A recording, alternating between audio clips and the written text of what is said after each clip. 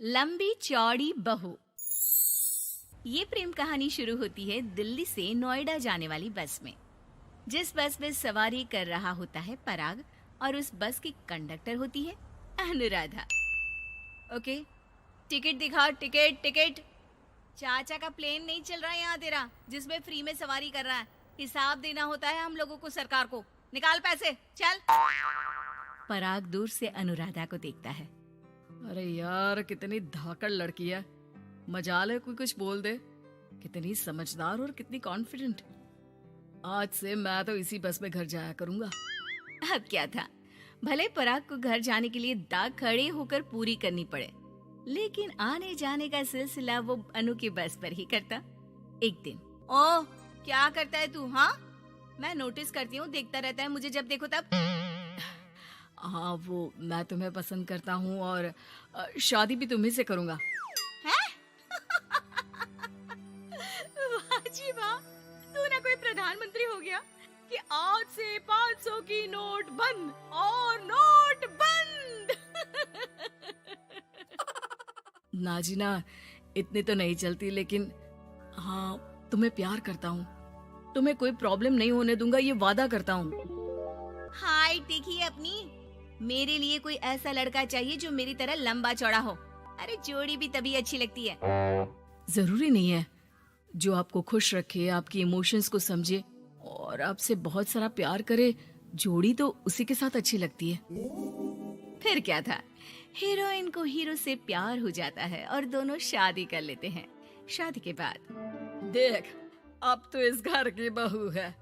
अगर समझ गई है तो ये कंडक्टर वाली ड्रेस पहनकर घर से निकलने की जरूरत नहीं है। पराग अच्छा कमाता है तो तेरी नौकरी की भी जरूरत नहीं है हम लोगों को।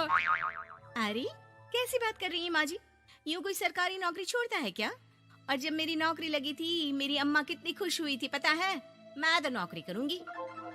अरे नौकरी करेगी तो डंडे से मारूंगी, और हाँ, जो निकली घर से बाहर ना तो हाथ पैर तोड़ दूंगी और घर से बाहर निकाल दूंगी, देख लेना। अनु को समझ में नहीं आता कि वो सास को कैसे समझाए कि सरकारी नौकरी लगना आसान बात नहीं होती और उसने इस नौकरी को पाने के लिए कितनी हार्ड वर्क की थी। रात को अनु पराग से बात करती है। देखो पराग, मैं नौकरी करना चाहती हूँ। मुझे नहीं पता था कि तुम्हारी माँ को मेरी नौकरी से प्रॉब्लम होगी, वरना। ऐसी बात नहीं है, मैं माँ को समझाता हूँ।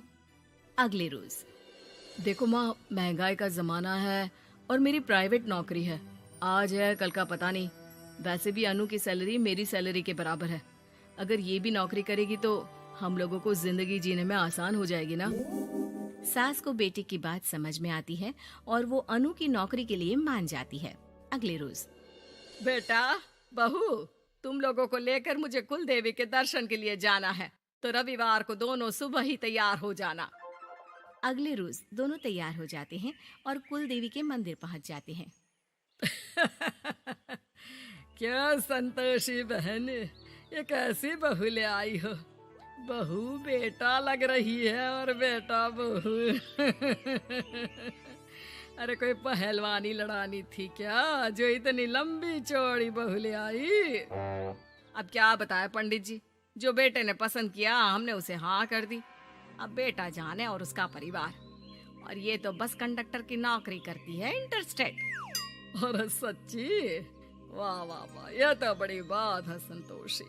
तुम तो किस्मत वाली निकली जो सरकारी नौकरी की बहू ले आई। यह तो वही बात हो गई कि घी के लड्डू का कोई शेप थोड़ी ना देखता है तो घी का लड्डू ही। सास को बहू की तारीफ सुनकर बिल्कुल अच्छा नहीं लगता। वो जल्दी से पूजा पाठ करवा कर उन लोगों को घर ले आती है। एक रोज, संतोषी बहन, तुम लोगों का घर बड़ा अजीब सा लगता है। भाई साहब बहन जी और बहन जी भाई साहब जैसी।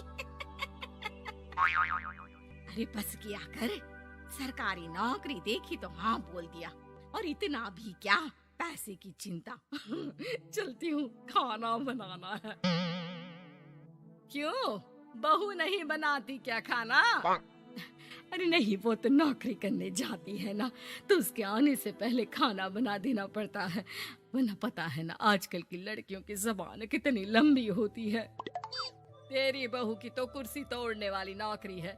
यहाँ बैठती है जैसे उठकर ऑफिस में बैठ जाती है, फिर क्यों थक जाती है कि खाना भी नहीं बना पाती।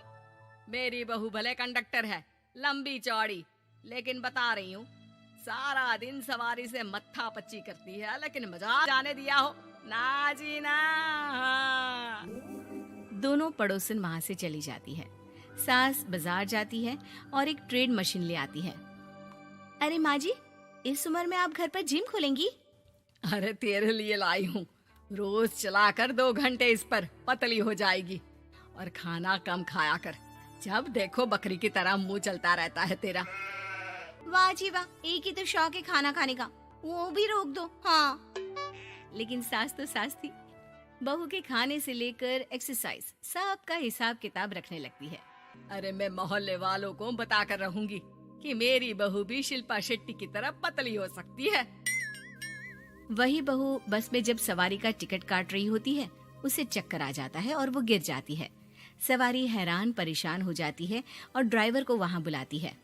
अरे शहर नहीं थी हमारे कंडक्टर साहिबा, लेकिन जब से शादी हुई है बकरी बन गई है।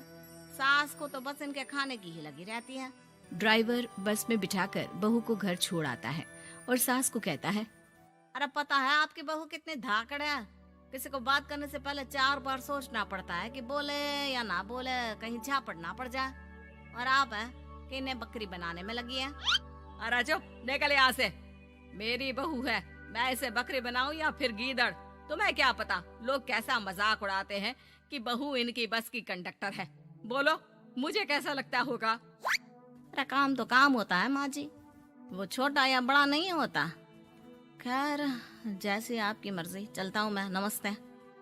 ड्राइवर वहां से चला जाता है। बहू ठीक हो जाती है। एक बार आधी रात को कोई संतोषी का दरवाजा खटखटाता है। अरे इतनी रात में कौन आ गया? मेरा घर है, कोई पुलिस स्टेशन की घंटी नहीं जो बजाए जा रहे हो। खोल रही हो दरवाजा। जैसे ही दरवाजा खुलता है, सामने वही पड़ोसन खड़ी होती है जो अनु की कुछ दिन पहले बुराई कर रही थी। मेरी बहू के पेट में दर्द हो रहा है, उसे जल्दी अस्पताल पहुंचाना जरूरी है। हाँ तो पहुँचाओ, और जल्दी लड्डू के साथ खुशखबरी भी सुना देना। हाँ, काहे हमारा दरवाजा पीट रही हो? अरे सुनो सुनो तो, अपनी बहू से कहो ना कि सरकारी बस को थोड़ी देर के लिए दरवाजे बुला ले। क्या है ना, कोई साधन नहीं है अस्पताल ले जाने के लिए। सास अनु को कहती है और अनु बस को बुलाकर पड़ोस वालों की मदद करती है, जिसके बाद पूरे मोहल्ले में अनु की तारीफ होने लगती है। सच में लंबी चौड़ी बहू के साथ साथ लंबा चौड़ा दिल भी है।